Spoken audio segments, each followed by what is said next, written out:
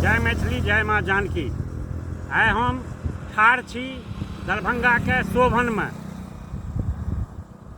शोभन चौक जे छै जे एयरपोर्ट से अबै छियै ओतऽ से 3 किलोमीटर के दूरी पर हम ठाढ़ छी शोभन गाम के बाद। अहाँ ई निचुलका जमीन देख सकै छियै, एहि रोड से कते गहींर छै। मतलब यदि 100 एकड़ बिहार सरकार एक्वायर करै छै जमीन एम्स वास्ते, तो कम से कम 15 से 20 फीट जमीन, कतौ 25 फीट जमीन जे छै से भरबऽ पड़तै। 100 एकड़ के भरनाइ, जहन DMCH में 7 साल पहिने प्रस्ताव पास भेलै और सरकार जमीन देलकै, ओकरा पिछला साल भरल गेलै, ओहिमे 7 साल लागि गेलै। आ ई 20 फीट 25 फीट जमीन भरनाइ ई बिहार सरकार के साजिश छियै, किछु नहि जे केनाहियो के एम्स रुकल रहै। 7 साल तऽ ओहिना भऽ गेलै। एकै संगे जहन केंद्र सरकार घोषणा केलकै ओतऽ बनि गेलै एम्स चालू, लेकिन एतऽ माटि भरल गेलै। आब भऽ रहलै है जे एतऽ नहि हेतै एम्स, दोसर जगह हेतै, शोभनमे हेतै। आइ ओहि शोभनमे ठाढ़ छियै और किछु नहि छै। 5-7 साल और लटकेबाक छै एहि एम्सके।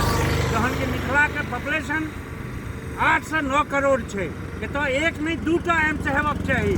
एकोटा बिहार सरकारके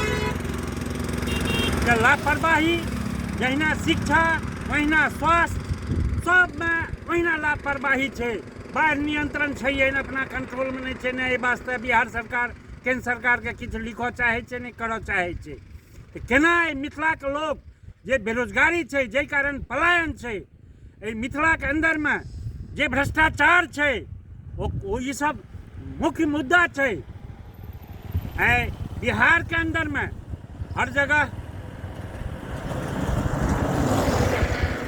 लोग पहने मिथिला के अंदर में भरल रहे। लोग हमरा सबके जाय दिए बच्चा में रही तो नहीं रोड रहे नहीं बिजली रहे, लेकिन आइ गाम में यदि रोड छै, बिजली छै, रहनहार लोक नहीं छै, कियाकि ओकरा रोजगार नहीं छै। सबटा चीनी मिल, जूट मिल सबटा बंद छै, कागज मिल बंद छै, नवका खुजे नहीं छै, पुरना सबटा बंद भऽ रहलै हैं। एतुका ई हाल छै।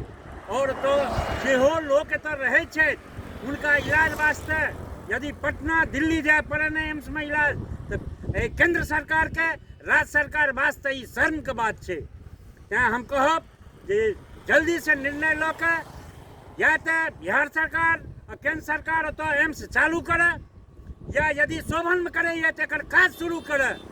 नहीं तो हम सब यह बुझबै जे साजिश छियै जे केनाहियो के मिथिला में एम्स नहीं बने और एकरा लटकेने रही। जय मिथिला, जय माँ जानकी, जय माँ मैथिली।